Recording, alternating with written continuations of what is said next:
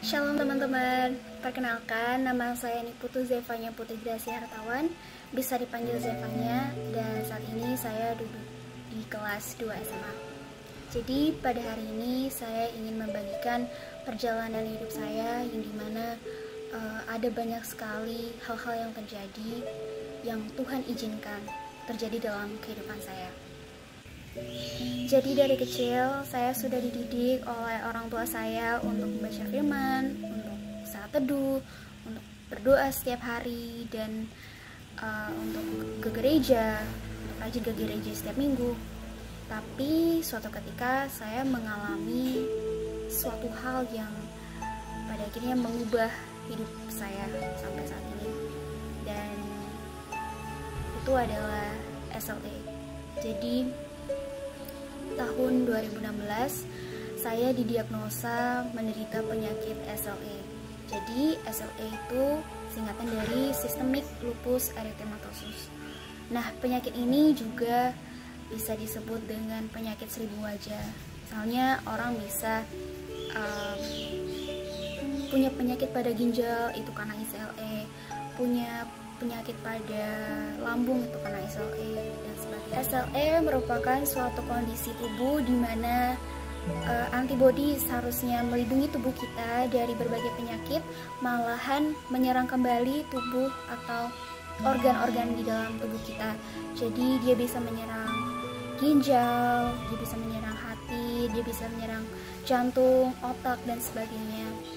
Nah, jadi salah satu ciri-ciri atau gejala yang waktu itu saya alami adalah saya mengalami lemas, saya mengalami kurangnya nafsu makan, dan juga pada waktu itu rambut saya rontok sehingga saya harus memotong rambut saya, dan berat badan saya juga turun drastis. Kalau tidak salah saya waktu itu turun 10 kilo karena itu tadi, karena waktu itu saya tidak nafsu makan, dan juga timbul bercak pada wajah saya, ada ruam di pipi saya, jadi bentuknya tuh seperti kupu-kupu. Kemudian saya juga mengalami pembengkakan pada kaki saya, dan itu disebabkan karena ginjal saya yang pada waktu itu bocor, sehingga ginjal saya tidak bisa menyaring darah dengan baik. Jadi dia merembes pada kulit sehingga menyebabkan pembengkakan. Jadi karena hal tersebut saya harus dirawat di rumah, dan kurang lebih 1 bulan saya tidak bersekolah karena saya mengalami SLE. Dan pada waktu pertama kali saya mengetahui bahwa saya terkena SLE, saya sangat-sangat sedih. Saya nangis sejadi-jadinya, dan saya merasa shock waktu itu karena saya tidak pernah menyangka bahwa saya akan mengalami hal seperti itu. Saya tidak pernah menyangka bahwa saya akan mengalami hal seburuk itu pada masa remaja saya, yang dimana saya ingin dalam masa remaja itu saya bisa melakukan sesuatu yang saya suka, seperti misalnya saya suka berenang, jadi saya bisa pergi snorkeling sama keluarga atau sama teman-teman. Tapi karena saya punya SLE, jadi saya tidak bisa melakukan hal itu. Nah, jadi resiko dari penyakit SLE ini juga adalah kematian. Jadi pertama kali orang tua saya mengetahui bahwa saya terkena SLE ini, mereka juga sangat sedih. Namun bersyukurnya mereka bisa menyemangati saya dan juga mendoakan saya dan mensupport saya. Dan mereka menanamkan satu hal penting kepada saya, yaitu bahwa di dalam Yesus ada mujizat. Tapi bukan hal itu yang utama. Hal yang utama adalah kepastian untuk masuk surga. Dan kemudian perasaan takut dan sedih pun lenyap. Jadi teman-teman, ketika kita tidak lagi merasa takut terhadap kematian dan percaya sungguh-sungguh pada firman Tuhan yang kita dijamin dalam firman-Nya, yaitu dalam Yohanes 10:28 yang mengatakan bahwa dan aku memberikan hidup yang kekal kepada mereka, dan mereka pasti tidak akan binasa sampai selama-lamanya, dan seorang pun tidak akan merebut mereka dari tanganku. Jadi ketika kita percaya kepada Tuhan Yesus, dan ketika kita benar-benar punya iman yang menyelamatkan, kita pasti tidak akan binasa sampai selama-lamanya, dan seorang pun tidak akan merebut mereka dari tanganku. Jadi percayalah bahwa Tuhan selalu memegang tangan kita dan tidak pernah melepaskannya.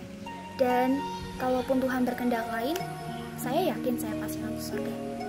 Dan pada waktu itu saya bilang ke orang tua saya bahwa ya, saya yakin pasti masuk surga karena saya punya iman kepada Yesus, dan iman inilah yang saya andalkan.